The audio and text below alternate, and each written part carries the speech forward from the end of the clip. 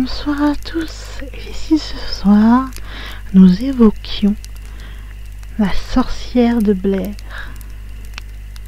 Je suppose que beaucoup d'entre vous connaissent un petit peu l'histoire, notamment par rapport au projet Blair Witch. Mais j'avais quand même envie de reparler de cette sorcière de Blair avec vous. Tout commence il y a plusieurs siècles, dans une forêt qui se nomme la Black Hills. Elle se situe dans le Maryland, aux États-Unis. Cette forêt a toujours été maudite, et cela remonte bien plus loin qu'à l'époque des Européens, au XVIIe siècle. En effet, les écrits racontent que même les tribus indiennes ne s'aventuraient pas dans cette forêt. Aux alentours de 1630, le colonel Nathaniel Blair commande la construction d'un fort dans cette zone maudite. C'était dans le but d'aider à la défense de Lord Calvert contre certaines tribus. Le fort devint en 1634 la petite ville de Blair, du nom bien sûr du créateur, le colonel. Vers 1784, des enfants accusent une certaine Ellie Kedward, une immigrante irlandaise, d'être une sorcière. Les enfants disent qu'Ellie les a attirés chez elle afin de boire leur sang. Ellie fut alors bannie de la ville par les habitants, traînée dans les bois et attachée durant un hiver rude. Les habitants la laissèrent tout simplement là, pensant qu'Ellie allait mourir à cause du froid. En 1786, plus de la moitié des enfants du village disparurent pour des raisons inconnues. Ils pensaient que cela avait un rapport avec une malédiction.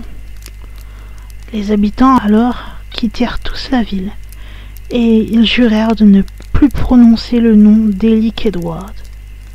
Ainsi, durant plus de 40 ans, la ville fut une ville fantôme. En 1809, un livre nommé Blair Witch Cult fut publié. En 1820, Burkitt achète au gouvernement les fameuses terres de Blair. Il rénove la ville et la rebaptise de son propre nom.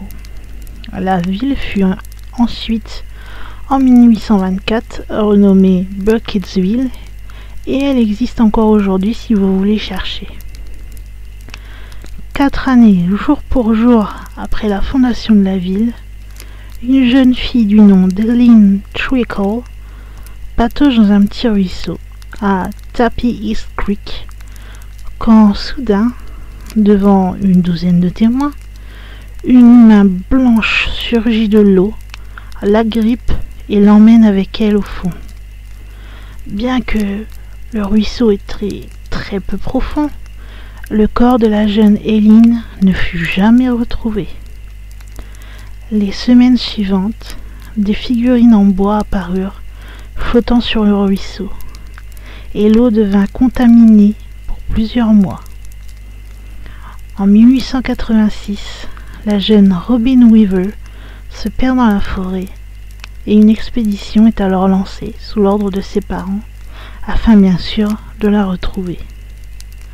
Robin Weaver revient par elle-même, en expliquant qu'elle avait rencontré une vieille dame qui semblait flotter au-dessus du sol. La vieille femme amena la jeune Robin dans le sous-sol d'une maison dans les bois, et elle lui promit de revenir la chercher. La femme ne revenant pas la chercher, Robin s'était enfuie et avait retrouvé alors le chemin un peu par hasard. Toutefois, l'expédition de secours n'était toujours pas rentrée, et une seconde expédition fut envoyée pour aller chercher la première. Cette seconde expédition se termina sur le lieu de Coffin Rock, tout près de l'endroit où Eileen Trickle était morte, moins de 50 ans plus tôt. La deuxième équipe assura avoir retrouvé les corps des membres de la première expédition nu, attaché en forme de pentagramme sur le lieu de Coffin Rock.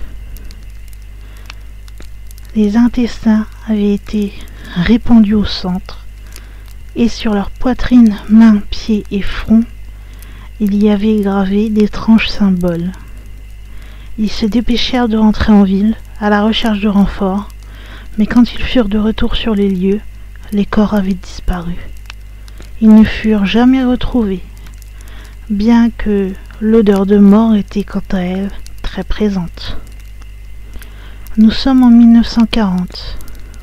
Plusieurs enfants disparurent de la ville de Burkittsville, laissant ni traces ni témoins. Un ermite du nom de Rustin Parr, ayant subi des sévices par son père dans sa jeunesse, avait décidé de passer sa vie seul dans la forêt de Black Hills. Il ne venait que 2 fois par an en ville pour acheter des provisions. Alors qu'il venait en ville, Rustin déclara « J'ai enfin fini ». Et il ne faisait que répéter cette phrase, alors que les gens s'étonnaient et voulaient des explications. Qu'est-ce que cela signifiait? Les autorités locales lui demandent alors ce qu'il veut dire par là. Il les amène alors dans sa maison au fond des bois. Ils trouvèrent alors d'horribles indices de meurtre et de torture, et 7 tombes étaient représentées par des cailloux empilés les uns sur les autres. Après avoir creusé, ils trouvèrent les cadavres des enfants, avec les mêmes gravures sur les mains, la poitrine, la tête et les pieds qu'avaient connus les victimes de Coffin Rock. Certains cadavres étaient dans un état de décomposition avancée. Cela voulait dire qu'ils étaient là depuis plusieurs années. D'autres semblaient tout frais, si l'on peut dire ça comme ça, d'1 heure à peine.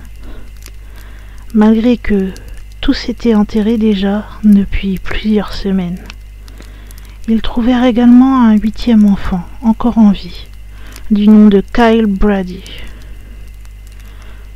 Il se tenait debout dans un coin du sous-sol, traumatisé.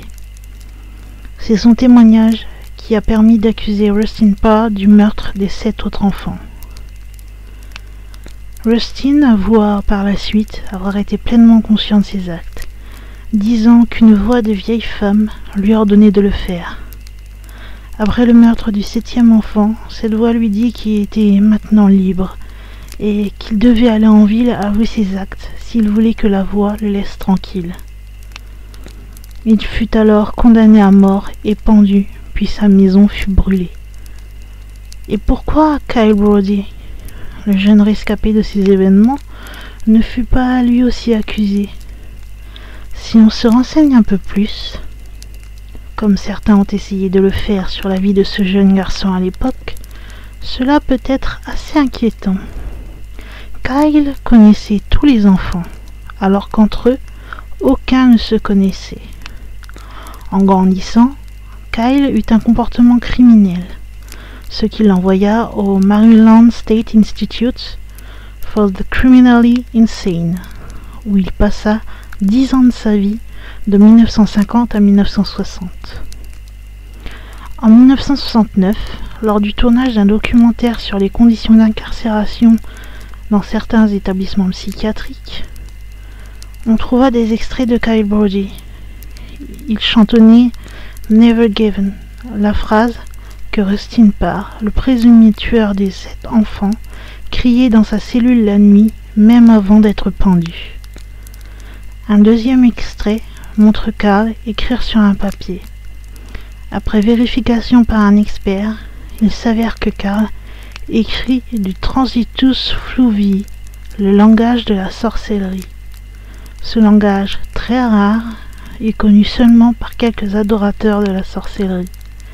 Mais Kyle l'écrit très correctement, de droite à gauche.